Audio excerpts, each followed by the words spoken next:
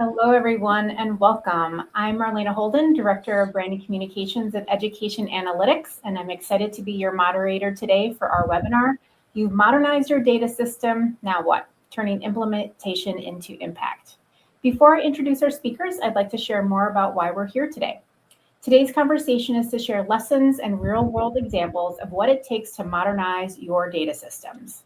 Because implementation is not the finish line. It's the starting point for governance, for vendor coordination, for getting data out of pipelines and into making decisions, and eventually for connecting K-12 to the workforce in the post-secondary world. Our field has spent years talking about how to get to implementation, and today we want to talk to you about what happens after and what it takes to turn the infrastructure into impact. Whether you're deep into that post-implementation phase right now, still working on where to start, we are here to guide you through. We're joined by three people who know this work of EdFi implementation from different vantage points. Rash Danawade is Vice President of Product at Education Analytics, where he works alongside states navigating the realities of post-implementation every day. Vijay Golapudi is Chief Information Officer at the Tennessee Department of Education, and he's fresh off implementation and is actively working through what comes next in real time. And Sai Srinivasan is Technical Programs Manager at the EdFi Alliance, the person that the states turn to for guidance, playbooks, and proven practices across the community. I want to let you also know that we will be taking live questions along the way, so please post your questions below. Welcome to all three of you, and I am going to start with Rash. Rash, let's start with the big picture. From where you sit, working across multiple states, why isn't going live actually the finish line? Yeah, what I would say is sticking with the kind of racing metaphor that we're using here, the implementation is really your pre-race prep. So all the training that you do, the reps that you spend, doing different intervals, not doing it on the real track, finding different ways to challenge yourself, getting to the point where you understand your capabilities and then pushing towards a goal. That's all the pre-race prep.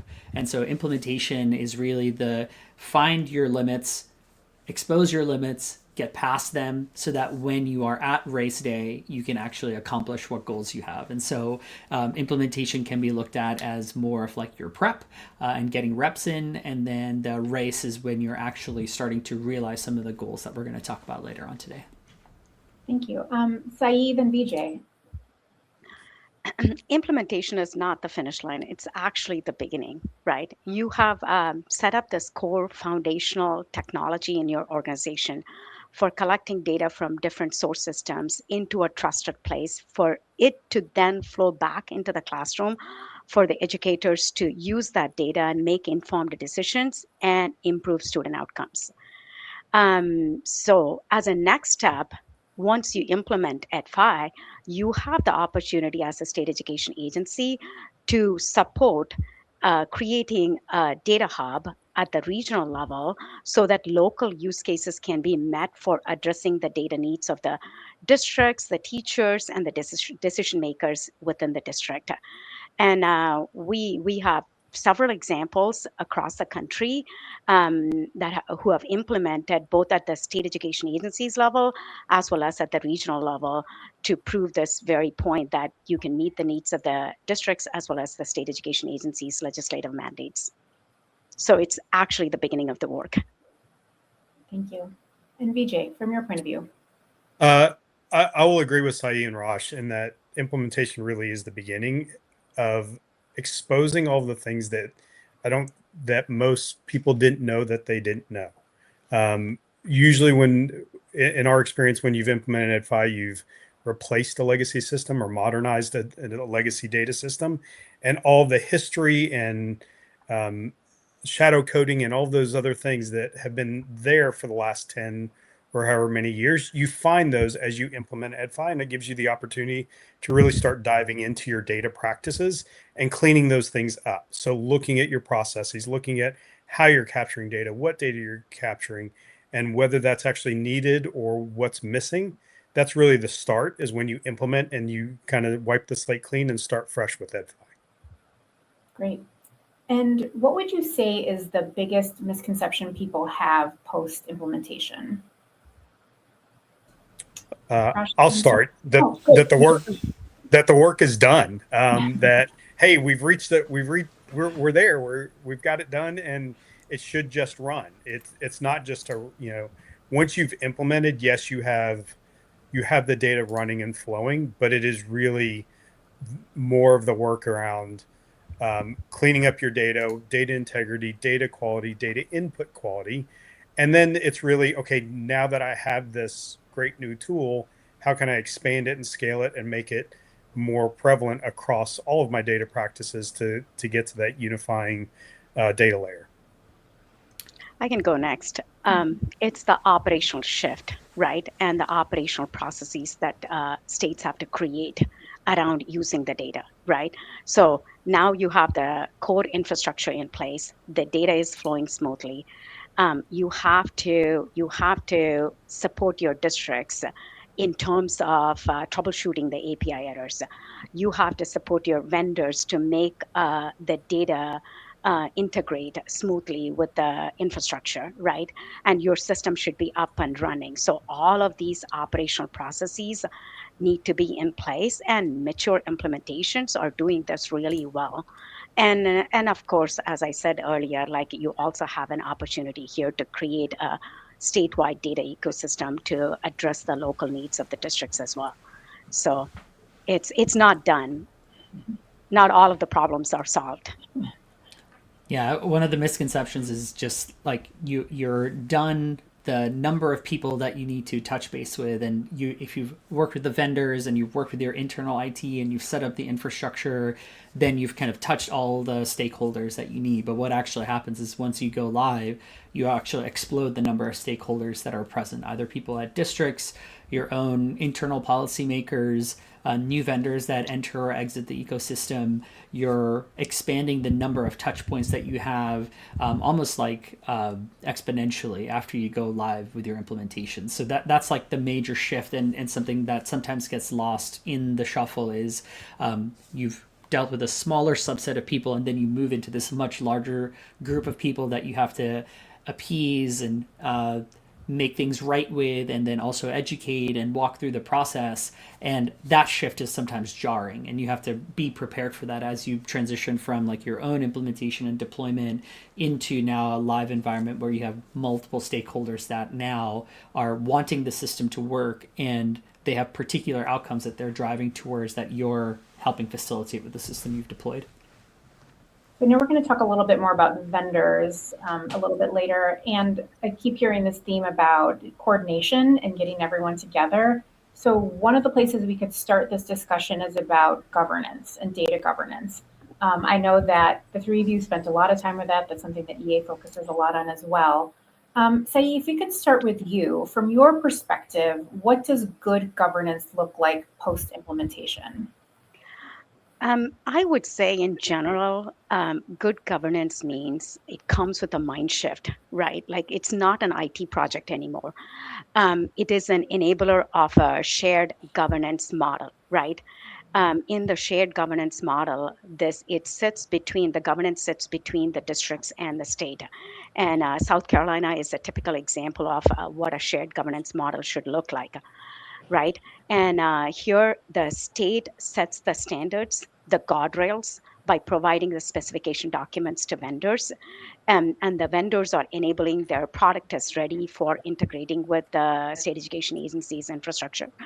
And then districts should be owning the data, right? They should be owning the priorities, they should be owning the changes.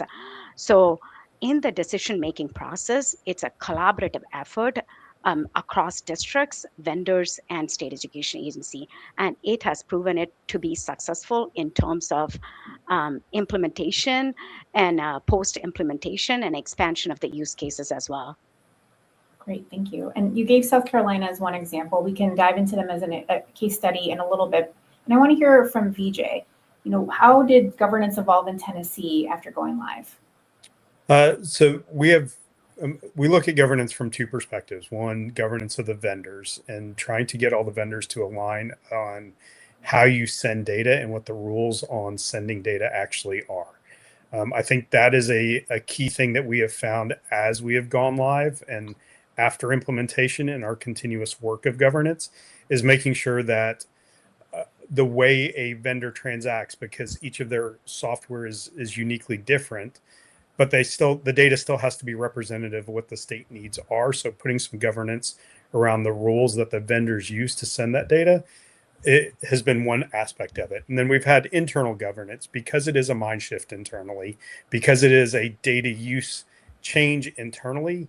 Having internal teams align on where all of that data lives and how you use that data has also been another governance conversation and a collaboration amongst multiple teams, our accountability teams, our assessment teams, our our federal reporting teams, about understanding what data needs to be, where the data lives now, and what the data definitions are of where the data lives now has been the other governance collaboration that we've really implemented and continued to evolve. And Rosh, you have a lot of experience with this as well. Where do you see governance breakdowns across states? Sure. Once the implementation is underway, one of the breakdowns that we see is the loop between policy back to technology, and sometimes policy, well, a lot of times policy is moving on a different schedule and sometimes ahead of pace. And so you may have your legislature or other departments coming up with different rules that are applying to the data that you're collecting using EdFi, and then informing the process to either modify the data collection or modify what you're doing with the data coming in. Sometimes there's a breakdown either in terms of timelines and expectations, or just effective communication and summarizing what those policy decisions entail for the data that's being collected. Lots of states that are implementing EdFi have done this and do this well. But like that initial, if you're a new state that is just starting your implementation journey, or you're just getting to production, that's something to pay attention to, is to just make sure that those stakeholders that are either consuming data, like Vijay is mentioning, or those stakeholders that are producing data are aware of what the policy changes entail for either the consumption or production of the data. And then making that really clear with either documentation or trainings or some sort of venue where the policy is translated effectively into the language of whoever is transacting with the data, is like that vital step that helps with smoothing over things. And as implementations go on, that becomes a lot smoother, and both parties that are either consuming or producing data get more into the rhythm of what's expected and what change looks like and how long it takes for a change to be implemented. And so there's like a long tail of things being smoother, but at that first couple of years of implementation, that could be a rocky area. Thank you. And I'm hearing the theme as well about communication, consistency. This is emerging in governance. And we're going to talk a little bit about vendor integration and coordination. And for those of us who are just joining us, we are excited to be on this webinar that's focusing on what happens after statewide implementation. We are taking live questions, so feel free to drop your questions and we will respond to them. And let's switch a little bit to talking about vendor integration and coordination. Sayyi, I'm going to start with you again. If you can tell us a little bit more about what guidance or patterns you and the Alliance have used for managing vendors effectively post-implementation. Okay. I'll start off with what we publish, and then I'll go into the implementations. From Alliance's side, we publish playbooks, right? We publish playbooks for technical vendors, and we have best practices guidance document on how to use the model for agencies. And we also have playbooks for Data Hub implementation, as well as for state education agency implementation. In addition to that, we do have boot camps and technical working sessions and special interest groups and governance work groups and things like that to support the individual, when I say individual groups, like agencies and vendors. When it comes to implementations, what I have seen the practice that's being super successful is that, like, you have to start off communicating with your vendors very early on in the project, right? As soon as you make a decision to go with EdFi, communicate to your vendors, share your roadmap with your vendors, and if there is any change to your roadmap, share that as well.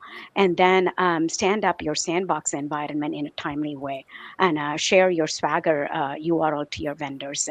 and also do the same practices around guidance, providing guidance documents. Like many mature implementations have a separate web page for technical vendors, and they call it as EDFI integration page. And that's where they share their specification document and any best practices guidance document, and also knowledge base articles for their districts as well as for their vendors. And in addition to all of that, as I said, timely communications, either weekly early on in the project or bi-monthly or monthly meetings, and then office hours and boot camps and anything in an ad hoc way that vendors need support on, that agencies provided that, and that happened to be really successful for onboarding vendors to EdFi. And of course, EdFi does have a certification as well, and that's super helpful for agencies to onboard as well. And they do have their own separate certification also. Thank you. And we did have a question come in related to governance, but I think this also speaks to the vendor coordination and communications. Question from Libby. Are there tools, frameworks, or strategies you've seen be especially effective for supporting governance processes? Rush, do you want to take a crack at this one? Sure. A couple of strategies that we've seen in the field are using things like newsletters and regular posts to like a central website that is helping people keep track of that connection between policy and data and making sure that people are aware. So things like mapping documents, so South Carolina, Texas, and other places have published a end-to-end where does the data originate in statute and where does it land in EdFi, and then what is it used for beyond EdFi. And so there's this end-to-end representation of how the data is required, how it's used, how it's transformed, and that helps from a vendor standpoint, understanding what the implications are of the data that's being used. There's also helpfulness in terms of those that are working on the implementation on the ground level in the district, understanding the impact of particular changes that they're doing because of operational changes on the effects on downstream reporting. And so having a clear and identifiable location for documentation to be present has been a winning strategy amongst multiple states, and then providing that detail that is clearly enumerating the connections from end to end, being part of that documentation website is super helpful. And then Sai mentioned things like webinars or face-to-face trainings. We've even done things like roadshows in Tennessee and South Carolina where we've gone from place to place. But all of those touch points with the stakeholders to connect them with that documentation has been an effective strategy. But I know everything that I've mentioned requires a lot of labor. Yes. I don't know of like low labor and low lift things to do that make the governance process better. But these are all the things that have shown tangible return on investment in terms of increased engagement, better data quality, and then also better vendor engagement. I would add one additional point, Marlena, if we have time. So what I have seen with Texas's implementation was that this work started during the parallel year. So I would say that that's important. Like if you want to support your vendor community and you have more than a handful of vendors, I think the best practice is to start off very early on, right, during the parallel year. And you're also going to be supporting continuously even after getting into the production year. Another point that I would add is we held SWOT meetings, like based off of source system based SWOT meetings, like eScore Plus system group and Skyward system group and things like that. So that way that districts and the vendor and EdFi Alliance and the agency come together and we troubleshoot API errors, level 2 errors, and product improvements. All of those things got accomplished in those cadence meetings. So that I mean, people felt that was super helpful.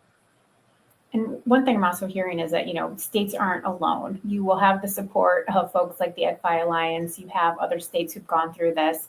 Vijay, you just went through this as well. And if you could talk a little bit about what changed in how you worked with vendors after implementation.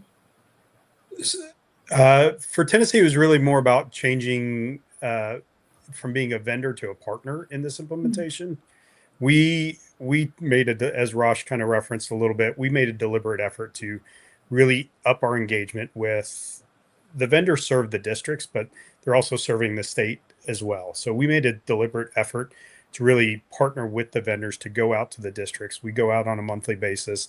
We have weekly calls with the vendors and the districts. So all districts are hearing from the vendors and from the state at the same time, and we're solving problems together, even a year into this. And that's our modus operandi going forward, is we're going to continue those roadshows on a monthly and quarterly basis so that we're continuously engaging with the vendors as a partner in helping districts make their implementations better, not just vendor, you need to support your districts, but really trying to figure out these problems together, because we have those vendor groups of 50 vendors here in East Tennessee, or 20 vendors here in West Tennessee, or 20 districts that are on the same vendor here in West Tennessee, and across vendors. So we've done cross vendor and cross state groups in engagement, both virtually and in person, and done that in partnership with the vendors. Great. We have another question. Again, if you have a question to ask us, please submit it. We'll be able to answer these live. A question from Maura. How did you convince internal partners to get on board with the work? I'll start with that one. For Tennessee, it was kind of a necessity more than anything, from a number of different reasons. One, we had some aging infrastructure, and then there were more asks over the last 5 years that we kept running into roadblocks in terms of implementation because we didn't have a scalable data infrastructure. So we really leveraged the scalability of EdFi and our ability to expand and grow and create that unifying data system with atomic keys across multiple programmatic areas as the buy-in and for stakeholders of why we need to complete our EdFi implementation and move to the data standard.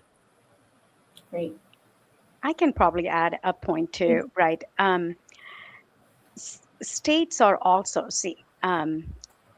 inherently states are needing to meet the compliance needs, right? Mm-hmm. So, and they are modernizing their platform to meet those reporting needs, whether it's state or federal.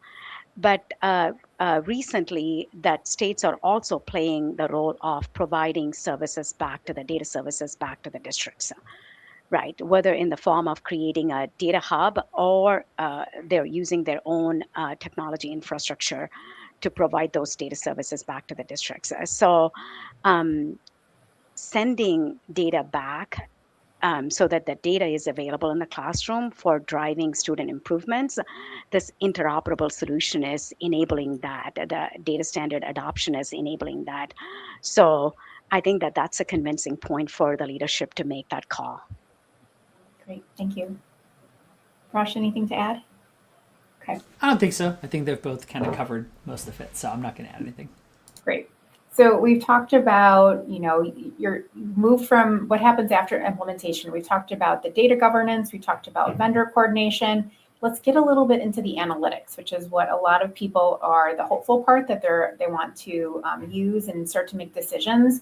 And Rosh, I want to start with you. How do states move then from, okay, now we have the data, to using it for decisions? What happened? Yeah, there's a couple of important steps in the middle. One, before you start using the data, there's an important step to validate the data that you're receiving. That's part of what you do with the data, right? Is to say, we have data that's coming in. Does it meet the bar that we need for fulfilling our policy requirements? And so that could be things like level 2 validations or providing data quality reports, things that help you ultimately when you start running analytics, when you're trying to look at impact, when you're trying to look at exactly what the data is telling you about what's happening either in the classroom or at a district level or statewide, you want to first be doing that. You want to be doing that kind of work against clean data.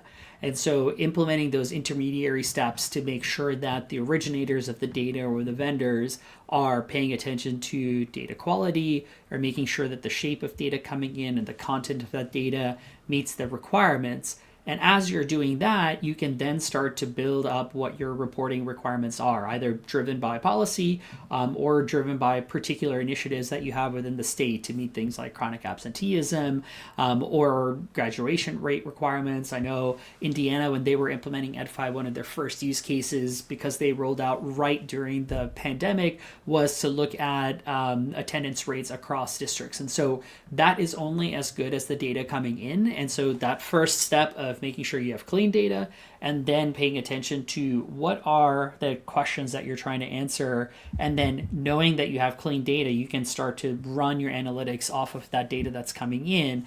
But it has to be a two-part process. You can't just jump right into saying, what does the data tell us? Because you have to first make sure that, is this data actionable? You don't want to act, or you don't want to have policy consequences on bad data that's coming in, because that will then erode trust with those that are producing that data. And do you have a simple use case that you recommend states use the first time? Yeah, the first thing to do is to just say, if you're migrating from a legacy system, do you have those rules captured in a way that you can then apply those rules to data coming in from EdFi? In a lot of cases, we've seen that the answer to that question is usually no, because there's years and years of the legacy system being around, and a lot of that logic that goes into checking the data is baked into layers that are hard to peel apart. And so investing some time into making sure that you've abstracted what those rules are, and then getting to the point where you can say those rules now need to have slight modifications to apply to how EdFi shapes the data. You may be able to do away with some rules because EdFi does certain validations on the way in. You may not need to validate the fact that you have appropriate state identifiers coming in, because you've preloaded descriptors that only restrict it to the types of state abbreviations that you want. So you can remove that from your validation set, and now you're just relying on EdFi to do that. And so going through and taking an accounting of what rules you have, and then documenting those, and then comparing those to what EdFi does on the natural, leaving you with the subset of now what you do need to recode now that data is coming into EdFi, is like one practical first step that you can do to address the validations part of the equation. Great. And BJ, I'd like to hear an example from you, because you have this data now. What is one example from Tennessee that has made the value of the system feel real? For us, it's focused around our funding for most of our state reporting. So our ability to easily generate and dissect the data necessary for fulfilling our funding formula is really what's made this real for us. So and from an analytics standpoint, we actually did parallel comparisons to our legacy system and our new system. And as Rosh mentioned, we're able to remove and understand some of the rules that were going into how we're creating our membership numbers for our funding formula. But for us, making it work for the funding formula has probably been the most real thing, and understanding the nuances of the data as it's entered at the district level and how that impacts funding is really what we've been able to expose and understand better than we ever have by going to EdFi and having the analytics layer on top of it. And how have you been able to prioritize what you want to tackle first? I'm sorry, cut you. For Tennessee, how have you been able to prioritize what data you want to tackle first?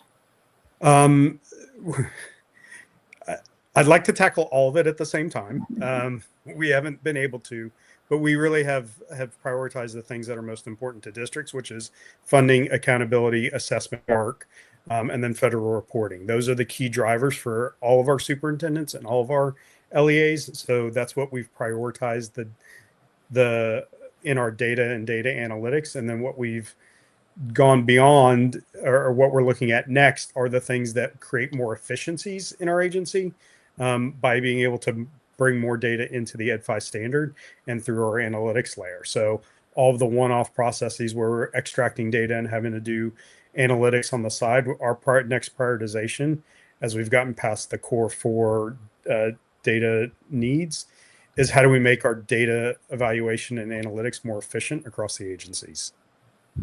And Rosh, if I can ask a follow-up question to that, have you seen how other states have prioritized, or are there any common themes or threads with other states and what they seek to prioritize?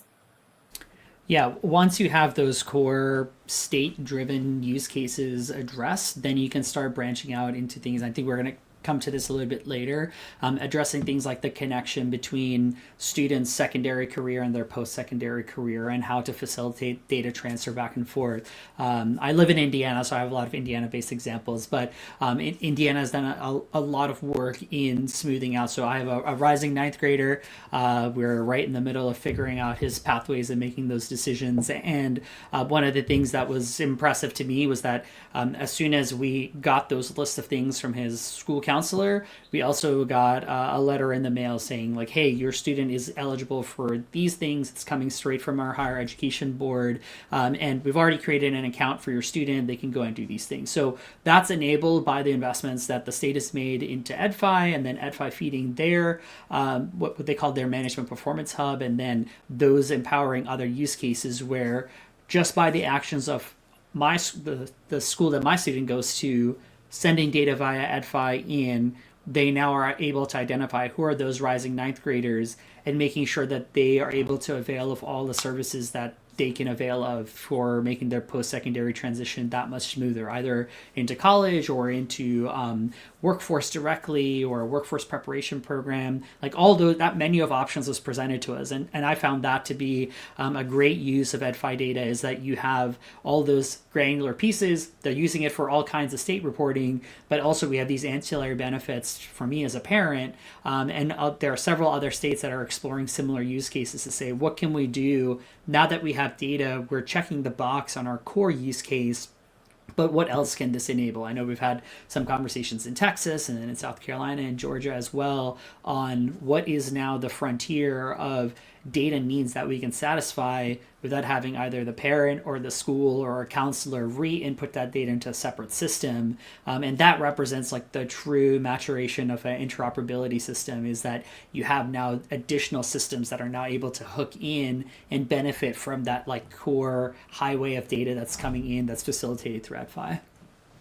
I'm smiling because I also have a soon-to-be graduating senior, and I've been able to see how the focus of P20 starts to work within ninth grade. So I have a student who is able to do dual enrollment, get college credits, and then is also transitioning to a technical college, and it's great to see that system. So you're in for a wonderful time with your rising ninth grader. A scary time, I think, for me. It's like, oh, there's way more choices than he has than I had. Way more choices, and also very exciting. But I think then you've also teed us up quite well to talk about what happens with this data after K-12. So we do want to spend a little bit of time talking about the P20 space. So what happens after K-12, going into the workforce. And Saeed, from your perspective, if you could start and just talk to us a little bit about what happens after implementation when it comes to cross-sector expansion. So again, expanding beyond that K-12. Where do you see those changes? Yeah, I'm going to speak from this example. We are launching a new project with the EdTech Collaboratory States, and EdTech Collaboratory is comprised of 5 states, and Tennessee is one of them.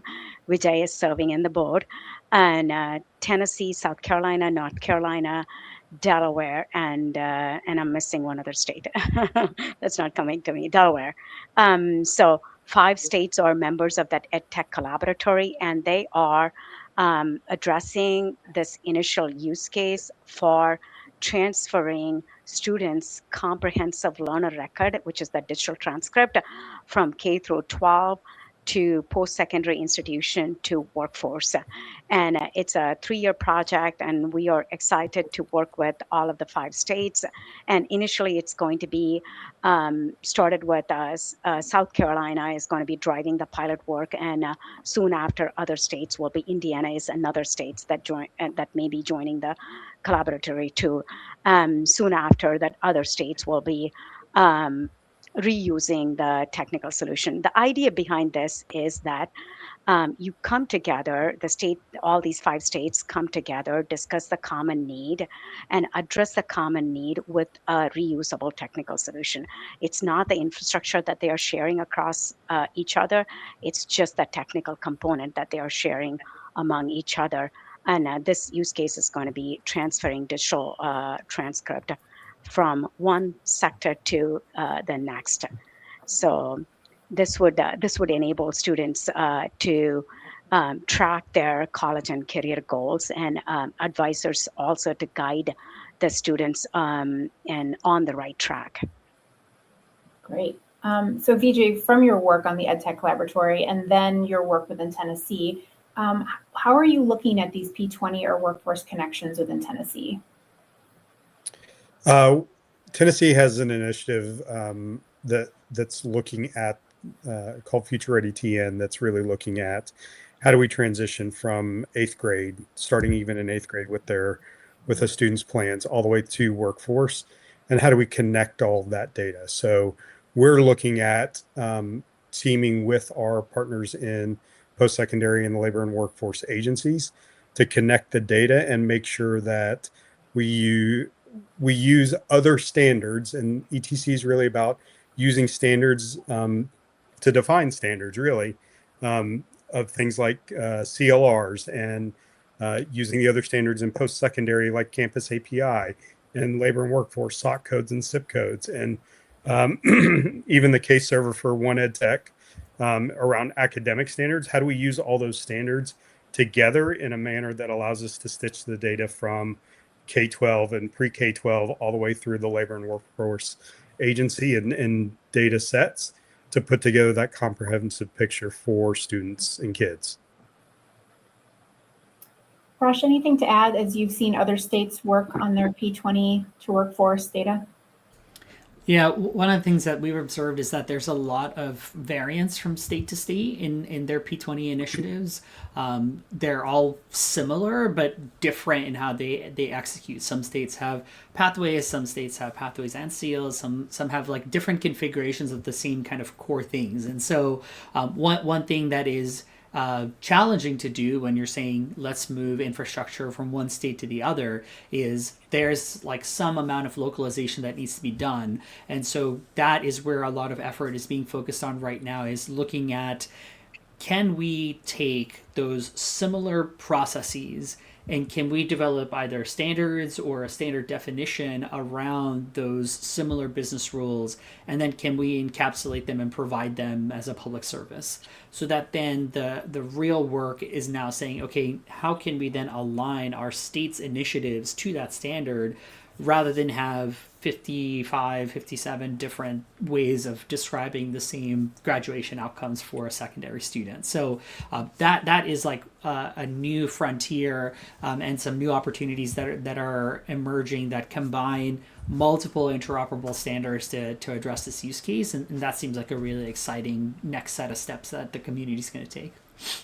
And we definitely are hearing more interest in this and what this looks like after K-12. So I want to go into a little bit more about what success looks like and how people know when they have been successful. So I'm just going to have a variety of questions. And then I also want to emphasize, for those of you who are joining us, we are taking live questions. Feel free to drop them in the chat and we'll be able to answer them. If you have questions for Sai, Rosh, or Vijay, please let us know. But I want to talk about what are some signals of success. So if each of you could speak to what should people look for to tell you that things are working? I'm going to start with Rosh and then go Sai and Vijay. So that's difficult. I think to me, I'm always district focused.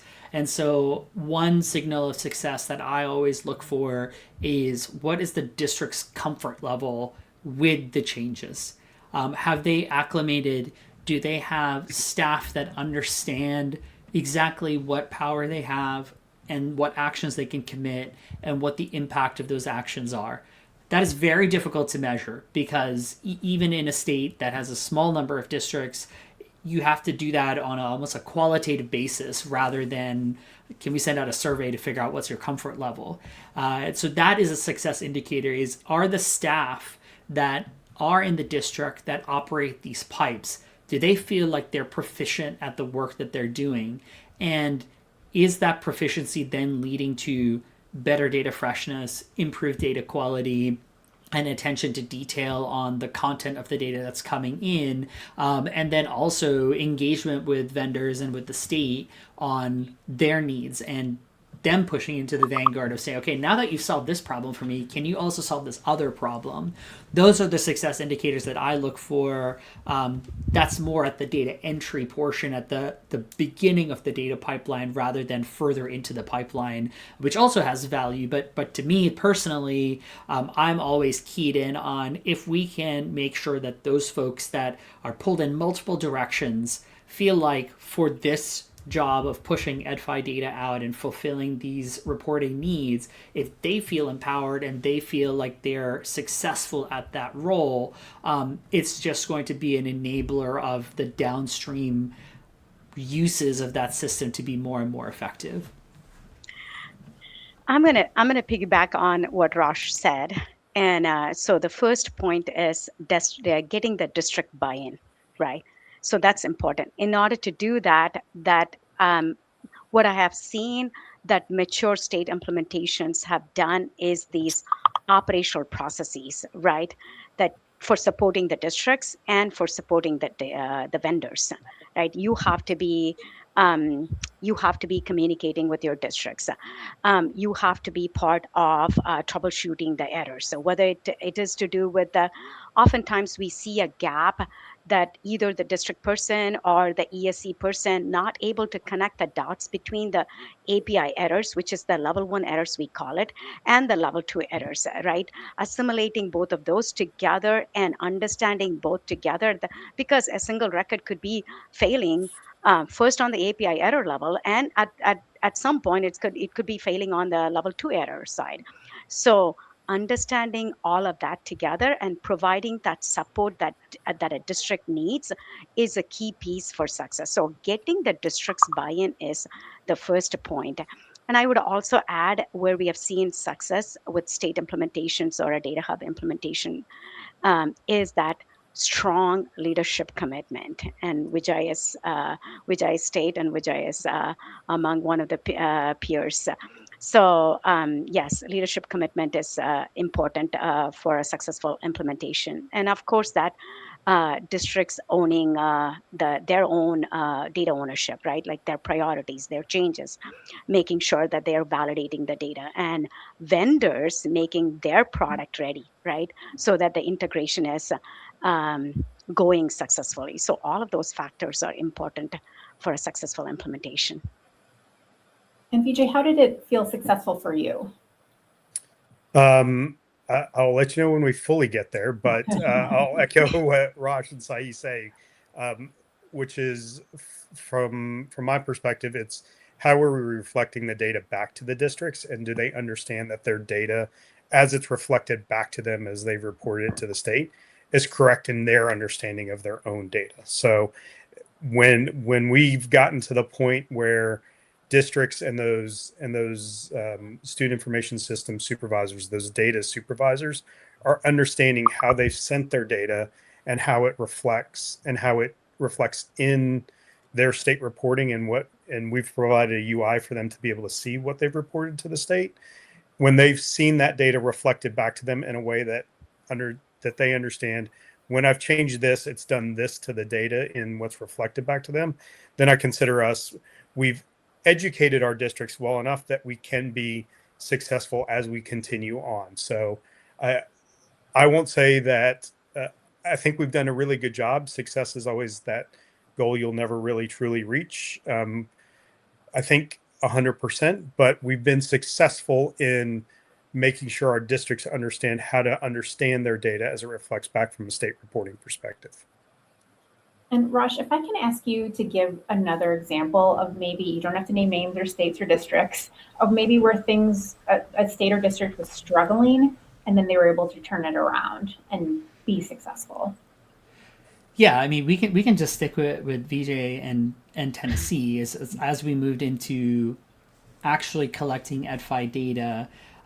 There was a lot of, I would say, like this is just the normal bump in the road. I don't think this is unique to Tennessee, but in Tennessee we have districts that are small and then districts that are huge. And sometimes those districts that are huge have lots of staff, but they also have more distributed workflows. And part of like the turn things around in Tennessee was, okay, we have maybe a set of districts that have a particular vendor and they're successful, but then there's this other group that it's kind of more nebulous as to where the issues are actually coming from.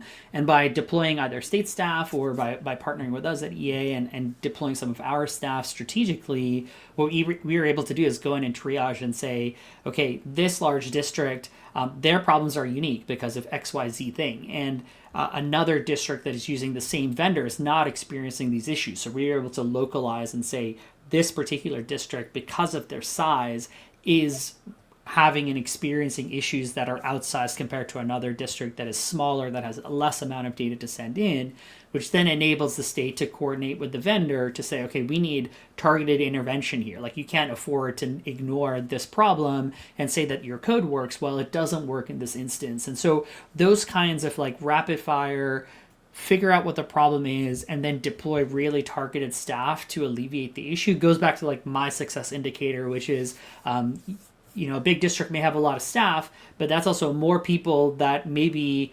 unenthused about this transition. And so you're actually having to spend more time getting those folks on board to get them to trust the new environment. And so this is a matter of, can you collect that data? And then once you collect the data about where the problems are, can you then effectively resource and marshal the people that you have to be able to go in and triage and figure out what that problem is? That's what leads to the turnarounds. And the quicker that you can do that cycle where you can quickly triage what the problems are, that's how you'll get into like past your implementation bumps in a smoother way. Otherwise, you may just get caught in this loop of like pointing fingers, and that never feels good for either the implementation team or the districts or the vendors when everybody has an opportunity to point the finger at one another. So you can, as a state, say, okay, we're going to step in and we'll be the referees and we'll be like the informed moderator to make sure that everybody's getting their voice heard. So Vijay, I'm going to go back to you since you're the closest post-implementation. If you were to give advice to folks who are looking into this, and you could go back to like the day after implementation, is there anything you do differently? Oh, what would I do differently? I don't know that there's a lot that I would do differently. I think understanding what vendors are doing and understanding their packages and how they're sending data is probably something I'd like to know. I would have liked to have known earlier before our go live. And then two, making sure you understand, we've talked a lot about the operational metrics that's a result of the data and what you can do with the analytics on that side. But to Rash's point, one of the things that helped us in troubleshooting and making sure data quality was improving was the operational metrics around the data actually sending. So the number of data pieces sent, were they landing?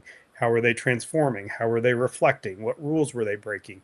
Having better metrics up front rather than building those on the fly. Understanding that on the front end probably would have helped us be a little smoother in our transition. But those are probably the only two things that I would have changed. I will say that while this experience has not been, I get to sit around and have a drink on the beach. It is in my 30 years, this is probably the smoothest and easiest implementation I've done and of a large scale data system. That's incredible, which says something because it takes years. Yeah. And so that leads me to my next question. Raj, people spend years planning and preparing for this to be VJ, not quite sitting on the beach quite yet, but feeling quite successful. But when do states and school districts start to feel like they're realizing this investment or they're realizing what the data looks like and it is the way that they want to use the data? Is there a time or could you speak to what that looks like? Yeah, I don't know if there's a particular time, but I can give you a couple of vignettes from the field about like what value realization looks like, because I think it differs from state to state and implementation to implementation just based on what the actual deployment pattern is. Like some states are just deploying it exclusively for state reporting, so their value realization might be as soon as we're able to power the state metrics and we're able to do funding off of the system, that's value. And that is tangible value. And that's a reduction. Like I know for New Mexico, there was a mandate to reduce the amount of repetitive tasks that a district has to do. And so that value could be, did we reduce those tasks by X%? And did we meet that metric because of this implementation? But like if we look at the states that are looking to return value back to districts, it could be stories like, you have a counselor that says, well, I used to spend a lot of time cobbling this data together, but now that the state provides this to me, I can just go and print out this screen, or I can just have the parent look at this screen for this application that's powered by my EdFi data, and it has saved me X amount of hours per day. I have my own examples from EdFi work and where the state enforcing the attention to data quality then forces districts to then implement practices on their side to say, okay, in the past we've done this in an inefficient way, but now let's make sure that in order to get this good data out, we're also addressing operational needs. And so the value can be realized at like all these different levels. It can be realized at the highest level, which is like high stakes state reporting, and then all the way down to what is a person in a school building doing in order to make sure that that data is enabled. And it could be something like, oh, well, we used to use our SIS to record discipline in this way, and now we realize that actually we can do more. We can put more information in there. We know that it's not going to affect our state reporting, but it provides us additional data into EdFi that we can see then returned to us through either a reporting layer that the state is providing or an application that hooks into EdFi. Those are the kinds of value realization that we're seeing in the field right now, is when you're meeting multiple levels of needs rather than just like one driver of the need, which might be powered by the implementation owner. But the more you can hang on to your implementation, like in South Carolina, there are several vendors that consume data from the API and push data to the API. That's one less set of tasks that a district has to do. So it's effective for that vendor. The vendor is realizing value. The state is realizing value in that they have more use cases layering onto their infrastructure. And then the district also has value because their staff time is being saved from doing a repetitive task. So that's what my value realization looks like, is are we hitting multiple levels of value to multiple types of stakeholders within the state? And then is that model then replicable elsewhere? And now, is the value of EdFi and an interoperable system then being kind of built from that point forward rather than having to recreate the wheel? And I think that's part of the journey with VJ in Tennessee, is that there were surrounding states that had gone through this. Tennessee had its own EdFi journey in the past, but then investments and time into layering on that value in neighboring states was then capitalized on by Tennessee. So there's that, like, also within state, but then also interstate value that's also being driven by this. I always confuse intra. So thank you, Raj. And in our closing minutes, I would welcome some closing thoughts from the three of you. Words of encouragement, call to action, anything else you'd like to add. Let's start with Sayi and then go Raj and Vijay. Possibilities are endless, right? Like you have the interoperable technology, which is what Raj was saying, right? You can just layer onto this technology the use cases. You can expand on the use cases. So we have the technology infrastructure in place. Now we can extend it to make that data available so that educators have the data in a timely way for them to make informed decisions to improve student outcomes. So that would be my statement: making data available in the classroom. Thanks, Sayi. And Raj? Yeah, I would say that anybody that's on a journey to do data modernization or adopting interoperable standards, to pay attention to the nitty gritty and pay attention to the people that are operating the machinery. If you just focus on deploying the technology, you'll have a inflated sense of success. If you expand that scope to say, who are the people involved? How do they factor into what's actually being used as part of the data operations process?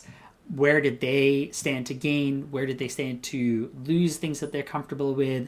And then addressing your implementation with equipped with that data is part of the process. So just kind of equip yourself and steel yourself for that level of engagement, and you'll find greater success. I won't guarantee success, but at least you'll have more people feeling like they're bought in rather than feeling like they're being acted upon.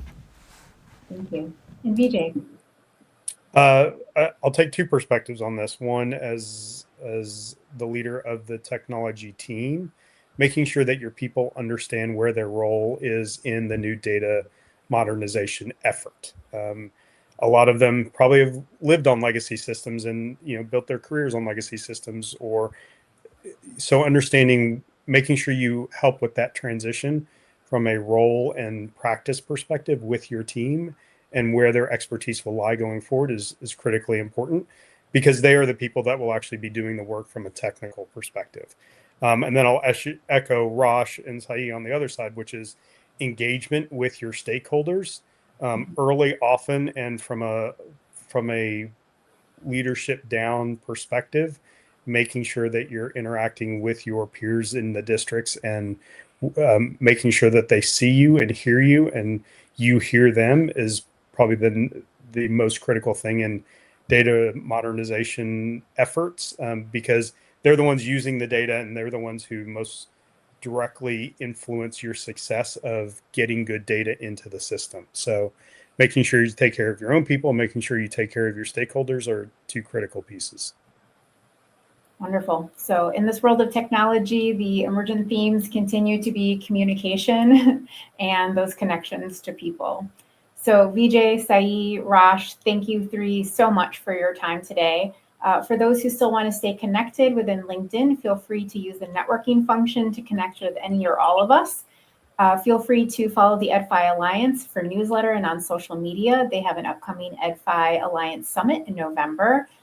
For education analytics, feel free to follow us on social media. You can connect to our newsletter. And for VJ as well, feel free to follow the Tennessee Department of Education on LinkedIn. We have been so grateful for your time and attention. We look forward to continued conversations in this space and hope to see the rest of you on the internet sometime soon. Have a wonderful rest of your day. Thank you, everyone. Thank you. Thank you.